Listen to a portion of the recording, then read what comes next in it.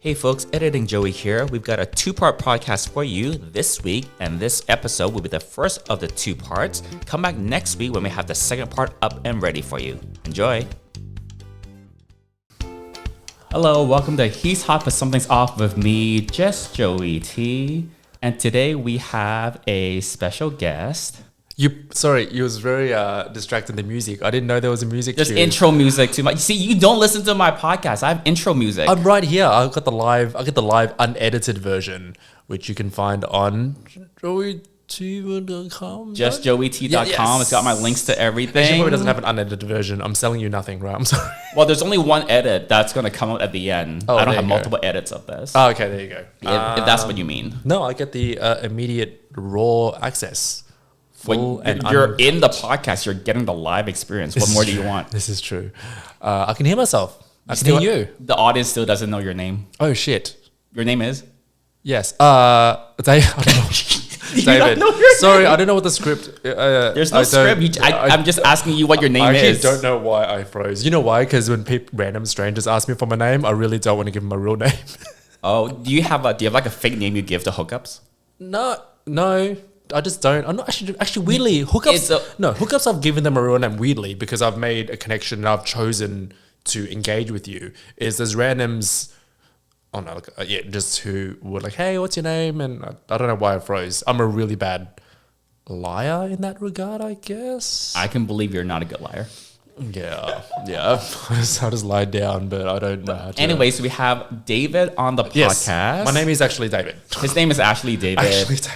And I had you on the podcast on like the second or third or fourth episode way back. This is episode 27, I Dude, believe. 27? And there's an episode every week, so we've been doing this for half a year. Bro, COVID's happened since... No, it hasn't. It's been about 6 months, I think, since I launched the... Yes, I think episode 2 and episode 3 was at the EDC episode, so it must have been around May. Yeah, the first episode, you had just gone back from EDC Vegas, and you were a zombie. And then the episode afterwards, you were much more yourself. Oh, that was the redo. I mean, it wasn't a redo. It was just the next episode after that. It's the moods. It's, serotonin and then no serotonin. Yeah, but you didn't just go to a festival this time, so Nope. you're your normal self. Weirdly, which is, I don't know if it's worse or... I mean, there's just you do you. You do As you. our friend Panda likes to say, you do you. You do you. No one else will. So Yeah, exactly. Yes, I'm here. I'm alive. I'm more awake. It is very warm in LA. It's Unseasonably. unseasonably warm. I'm going to do this in Fahrenheit. I don't know how to translate into Celsius off the top of my head. David's from Australia. He doesn't know the imperial system. Imperial, yeah. But it's been in the lower mid 80s, and usually it's in like the lower mid 70s. So we're about 10 or so degrees Fahrenheit more, which is what, like, I don't know. I think low 80s is like high 20s in Celsius. Yep. But you should be closer to like low 20s, low to mid 20s instead. So it's maybe like 4 or 5 degrees higher than usual. Have you had one of these podcasts since Halloween? I have one every week. Oh, wait. When Halloween was last week? Halloween. So we're recording this on November the 4th. Happy Halloween. I didn't talk about Halloween, but it's the last podcast that I did. I had just came back from Taiwan Pride. Oh, so I talked about my trip. Got it. And I got some feedback for that podcast because the title was Taiwan Pride. And for that like 35, 40-minute podcast episode, only like 5 minutes of it was about the events, like the parade or the one party that I went to. And the rest of it was just like my travels, like me flying on a plane and like sitting beside this guy that tried to talk to me on a flight.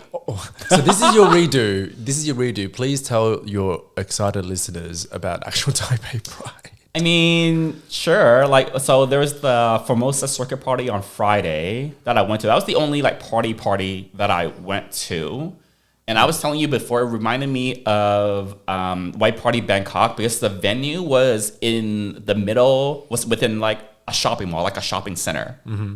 And it was like one of the higher up levels. So like you go into the shopping center, you take this elevator up to like the 7th or 8th floor. And then when you get off, it's like this venue, basically. It's very like White Party Bangkok. And the music was pretty good. I don't really know how to describe a circuit party for people that don't know what a circuit party is. Like, how would you describe a circuit party to someone who has no idea what it is? Well, just a bunch of half-naked people with body dysmorphia and issues and just dancing. And some of them are sober, but none of them really are. And they're all looking and judging at each other and trying to get into each other's pants and seeing who's cool and all that sort of stuff. Yeah. Right? I mean, a circuit party, like we go to circuit parties, doesn't because we're trash, honestly. Not because we think we're good people. I think just... No, absolutely not. Absolutely not. Bro. But like, the thing is, if someone tells me I hate circuit parties, I'd be like, yeah, that sounds about right. I mean, it's not for everyone. I don't mean that in like a shady way. It's just that circuit parties, there are some not so great things about it, and the reputation it gets, I can kind of understand why. It's the sexual tension is kind of pretty high because you basically have like a bunch of gay guys in there, and guys in general, but especially like gay guys, they just want to fuck all the time. When you put them into that type of environment. Yep. There's a subsection of people who are into that. Yep. Yeah. So like, first it's like if I go to a regular music festival, like an EDM music festival, that you don't get like sexual tension there because you don't just have like 300 shirtless gay men that are like hyped up on something. But some of that is actually creeping up into it, I find. And I'm actually not a little bit comfortable with that, actually. Yeah, I mean, when we go to like the larger EDM festivals, those are not gay or queer events, but there is like a subset of gay guys that go there, and they usually have like rainbow totems or whatever, so you can kind of sort of spot them. The gays tend to clump together, and within that clump of gays in the audience at like these EDM festivals, you do get, because it's anytime you get a bunch of gay guys together, there's gonna be some amount of like, at a party, you're gonna get some amount of like sexual tension. If you're sexy, maybe.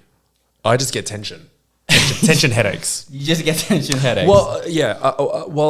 I think with most individuals, you sort of get what you want out of it. Like I go to circuit parties to dance. That sounds really weird. But no, it's not weird. Like I go to a circuit party. So, okay, well, go back to Taiwan Pride. For the Friday that I was there at that one circuit party, that's the only one I went to. I didn't travel to Taiwan with a group.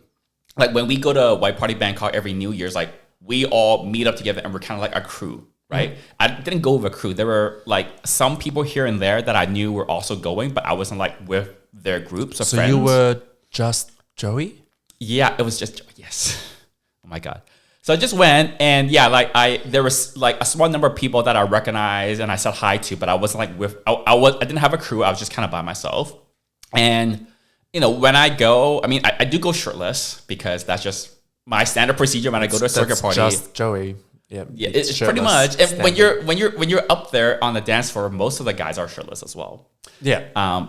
But I was just like dancing. Like I was just dancing to the music. I usually am not trying to like look for guys to like hit on or whatever. But if other people are like trying to say hi to me or hit on me or whatever, like there were a few times at the party where I can tell when someone's hitting on me, like they're trying to, it's pretty obvious. And I was like, I've got a procedure for like how to like let them know thanks, but no thanks, without having to say thanks for no thanks. I have herpes.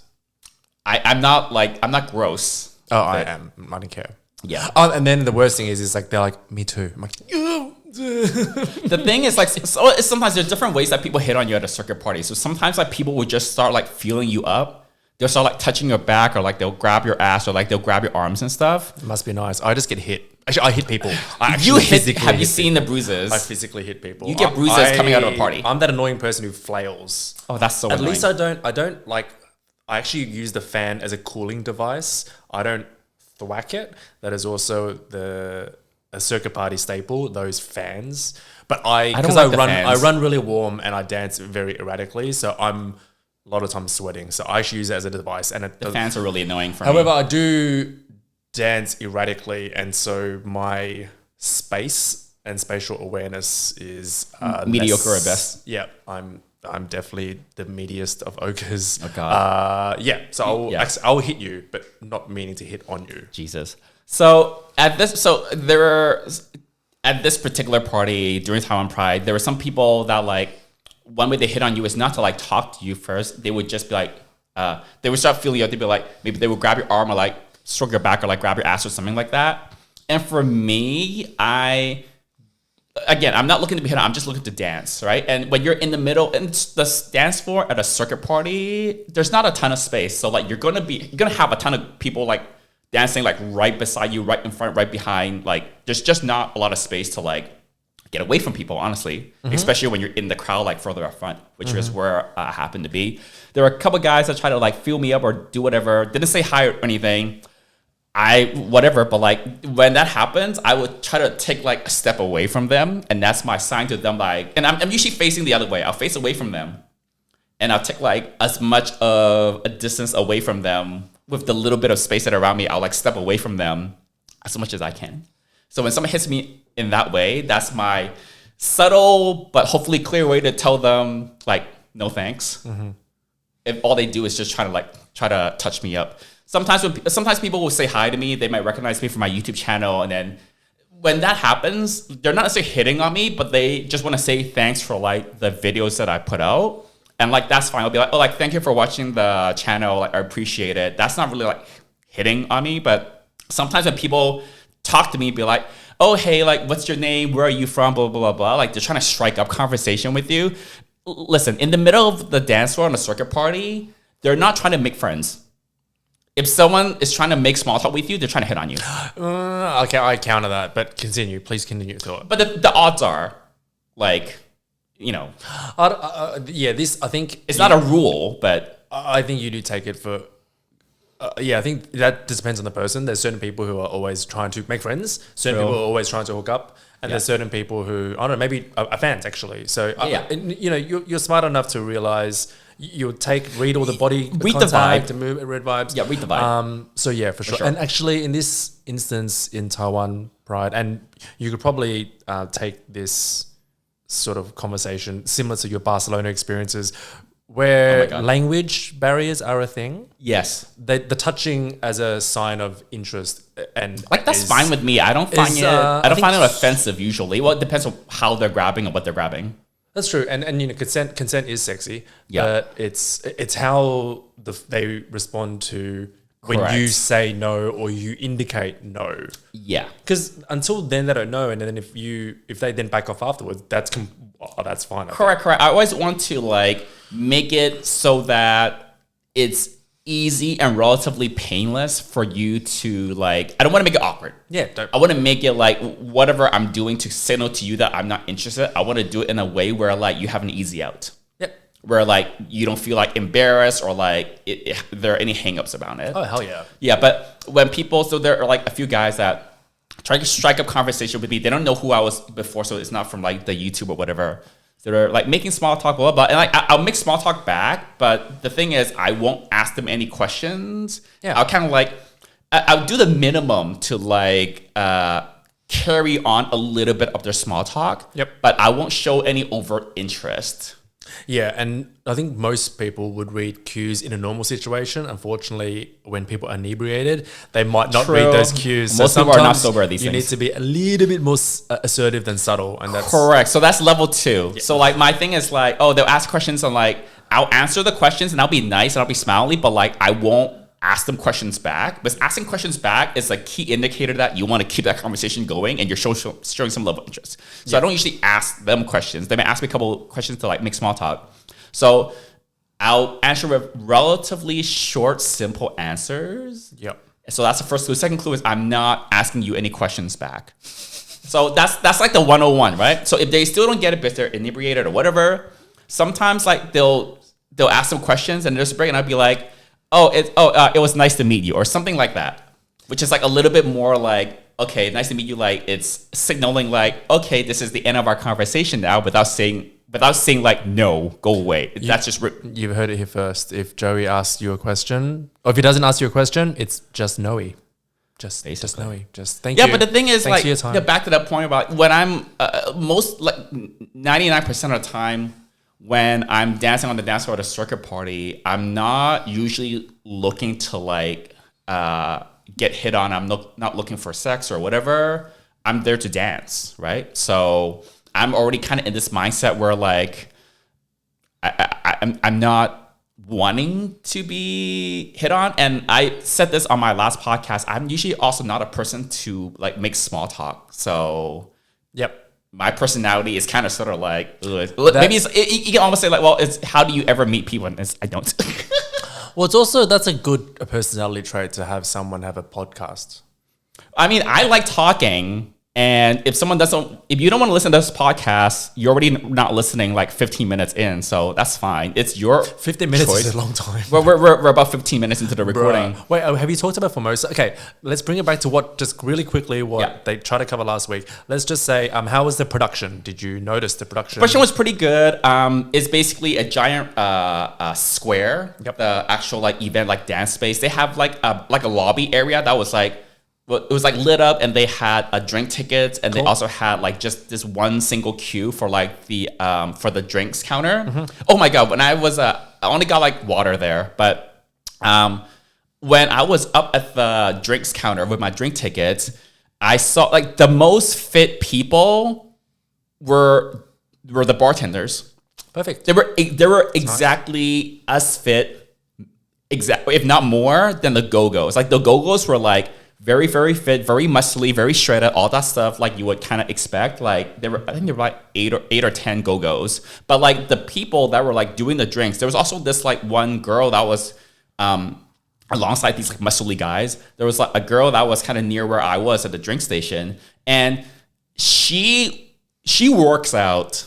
She works out. She had bigger shoulders in like a nice, still feminine way than most of the guys that were there. Like the people that were the bartenders, they were fit as fuck. So that was one thing I noticed. So maybe they were the go-go's who couldn't dance. And then it's like, hey, do you want a gig serving drinks, dude? I mean, maybe, sure. Or maybe they have like rotations or shifts where like, hey, like, you know, but you're not dancing like the entire however many hours. Like they take breaks and they go off and stuff. Or maybe they have different rotations, different shifts for dancers. So maybe there's an early shift for the dancers. Then if you wanted to, you can, I don't know what the difference is. But like they were hot and fit as fuck, all the bartenders that I saw. Okay, good. How would you rate the security?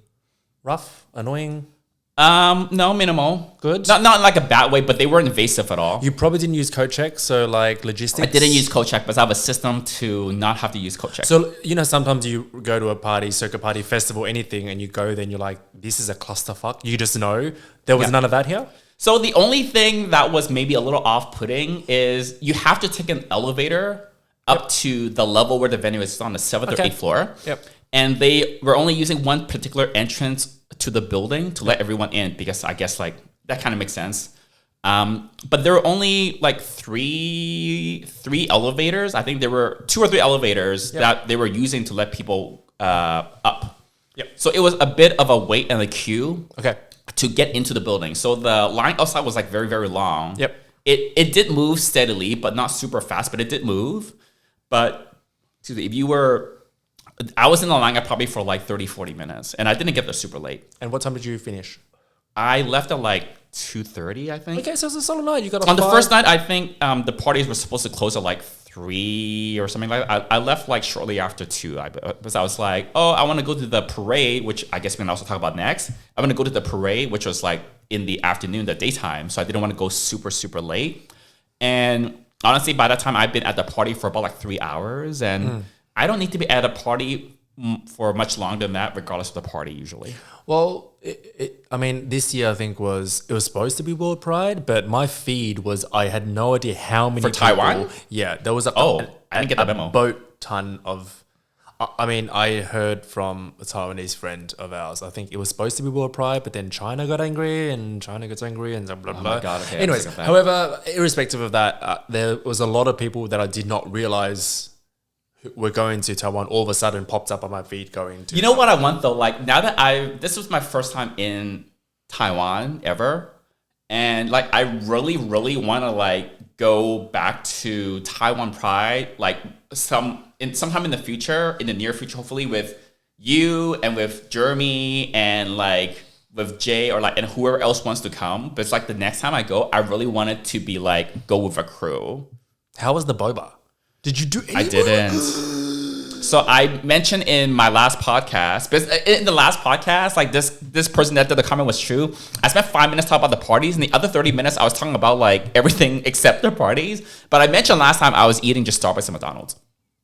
Yeah, like a real American. You're not American. I'm American now. You're right. Oh, there you go. Yeah, American citizen. You're acting like an American. Jesus. Anyways, yes, I didn't seek out. I drank pretty much water the entire time because I was like trying to make sure sometimes when you travel, your digestive system doesn't always completely like agree with you traveling. So for me, like getting a lot of water in kind of helps when I'm traveling, especially when my diet is like so off of what it normally is. Yeah. And with Starbucks and McDonald's, it was like completely off.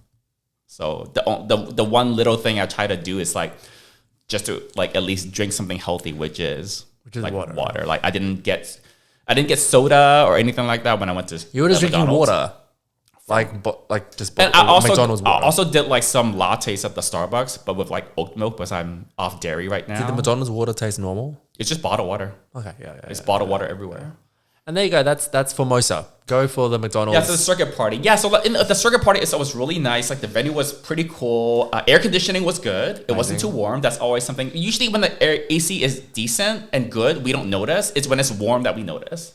And some venues have a reputation for hosting circuit parties where the AC just can't handle it. And actually, it's seemingly the like modern Asian cities seem to have facilities that are used to humidity, and so therefore the air conditioning is good. So yeah. So AC was good. Like honestly, I'm pretty sure I mentioned this, but like the guys there were like so hot that I want to go back. There you go. The guys were hot. Boys. Go for the boys. Stay for the boy toys. Something. Stay for the Taiwan. Stay for this. Yep. Stay for the STIs. Well, good healthcare in Taiwan, I think. But the guys, I think I will probably try to go back next year. There you go, Formosa. Yeah, I want to get some of you guys to come with. We'll talk about it next year. That's a whole year away. Yeah. It always coincides with October cruise, which is why I've never gone before. Well, we're not doing the October. I'm not doing the October cruise this year. Primarily, if I didn't go to Taiwan for Pride, there's a decent chance I might have been off the October cruise. But it's the same week. Yeah, it's always clashes. So I've never gone before. Yeah. So there you go. So for the listeners, like the three of you that listen regularly, that was disappointed last week that I didn't talk enough about the parties, but we just talked about it for like 20 minutes. There you go. Party boys. Yeah. So we can move it on to the next topic now, though, if you want. Do we have another topic? Oh, yeah. I've got lots of topics. How do you know? That's just a soundboard. There's no like notes there. In my head. Oh, okay. This is called being prepared. I was like, what are you reading for? No, this is called being prepared. Being a douche. Well, that's your department. Being prepared. douche. You should tell them about your 2-for-1. Bro, look, if you just douche once, you could use that like for value, and you could have multiple guys. Well, not at the same time. But you could. We're not judging. I'm not king shaming. You can do it. You could line them up. You can line them up, and it's just one douche. Line them up front to back. Whatever, front to back, side to side, ear to nose. Okay. Well, it's we don't need all the details from what you did last night. It's very every orifice. But there you go. Yeah, my God. It's not a life hack. It's just common sense for those who are hungry, thirsty. Thirsty, I think. Sorry, I don't know what. It's fine. I think it's Thursday. Those who are. Yep. Yeah. But I'm excited for us to, after this trip to Asia to party, we go to White Party Bangkok every single year. So I'm like even more excited now for this year's White Party Bangkok. Like 7 weeks away. Soon. It's almost 2024. Bruh. Yeah, it's about 7 or 8 weeks away. New Year's about 7 or 8 weeks away. Almost 2024. Like COVID's 3 years ago, dude. Yeah. So in the US at least, we've got US Thanksgiving coming up. Oh, you might be here for US Thanksgiving. You might be in the US for US Thanksgiving. I should actually be here for So that's in like three weeks or so. About 3 weeks. Yep. I've never done Thanksgiving because we don't have it in Australia. Yeah, that's not. I think that's It's like pilgrims and turkey and Black Friday sales. You're not asking the right person. Black Friday sales is the Friday. So Thanksgiving is always on the the last Thursday of November. Got it.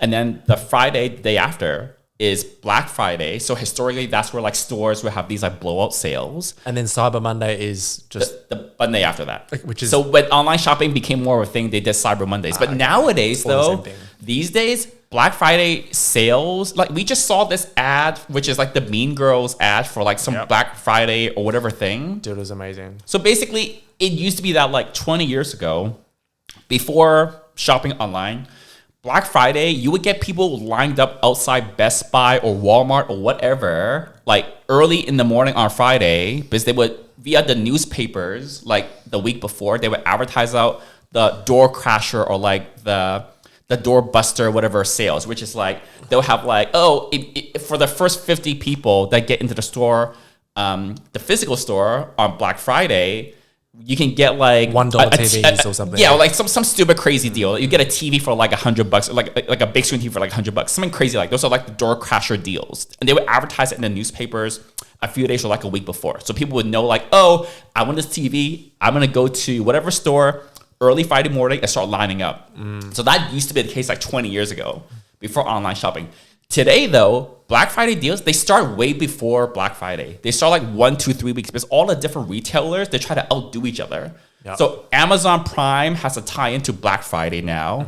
And because Amazon does this Amazon Prime thing, Target is like trying to do something to compete with the Amazon Prime days. So it's like Walmart. So like, and it becomes earlier and earlier. Like we just saw this ad, which is like the Mean Girls ad from Walmart. Good. Yes. Which is like, which I think is a Black Friday sales related thing. It's like Black Wednesday. I think they did something slightly different, but it's like, we're like 4 weeks away, 3 or 4 weeks away from the actual Black Friday, and the sales and advertising's already started. Thank God we have Thanksgiving to remind us about capitalism. Hey, amazing. Yeah, great. Woo, America. But we're probably going to be doing a Friendsgiving thing with locally in LA. I'll be late because I land that day. Well, I'll pick you from the airport and we'll go straight to. You go eat, and I'll come for like whatever dessert. Is I'm not there to eat. I'm on a diet. Are you gonna be on? Oh, I'll eat your half. I'm not gonna stray off my regular diet just for Thanksgiving. I have no diet, so I'll just eat everything anyways. You just eat McDonald's. Everything over all the time. No, but you know, this US McDonald's is just different. Besides the McGriddle. We're just talking about this, but I was raving to him about. I mentioned in the last podcast, David Lamb loves McDonald's, and I told you about this prime rib burger that I fell in love with when I was in Taiwan. You had 5? Yeah, I like 4 or 5 of them that they don't sell usually in the US. And then I told you one of the days in Taiwan, I went to McDonald's for breakfast because I like the breakfast menu. And I mentioned to you how they don't have the McGriddle there. Yeah, dude. But he loves the McGriddle. You said it was a heart attack or something, right? Well, I didn't really know about the McGriddle. It's been a thing on the menu in the US for a while, but I never eat breakfast at McDonald's in the US. So you got it that one time. When you were being very generous and helping me get the monkeypox vaccine. Yeah, something like that. So we had it in a park, and we got it to go because like that was when they had back when we had the monkeypox outbreak, and there were clinics, like pop-up clinics at like local parks and stuff in California to get the vaccine. And that's when you actually needed to like line up because the supply was limited. Yep. So I had gotten mine like a week before, and you happened to be in town like the week after. And I was like, okay, I'll take you to the site that I went to, but like you have to line up for like 30, 45 minutes outside. So I was like, let's go early. We'll go to McDonald's, we'll pick up some food, and then we can eat while we're waiting in line. So at least we're not starving when we're in line. This was the first time This was the first time I had it, and I picked it because the picture looked good. I guess it worked. I'm very easy. And then I'm like, oh my God, this tastes amazing. So when I bit into it, it was like a regular McMuffin breakfast sandwich I like. But the thing is with the McGriddle, it's like syrup soaked pancakes, not maple syrup, just like high fructose corn syrup soaked pancakes instead of like a regular English muffin, and then whatever like chicken or eggs or whatever you get inside it. But like because it was like sugar syrup soaked pancakes on top and the bottom, I keep on saying it tastes like a heart attack. It was so good. Because I'm sure besides the sugar, they squeeze in some fat in there too. Yeah, it was like bacon and egg, but wrapped into pancakes. Yeah, it was sugar and fat soaked pancake, and then bacon, and then whatever. You probably just got bacon, dude. It was good. And then another sugar and fat soaked pancake on the bottom. It just tasted like so unhealthy. It just tasted like a heart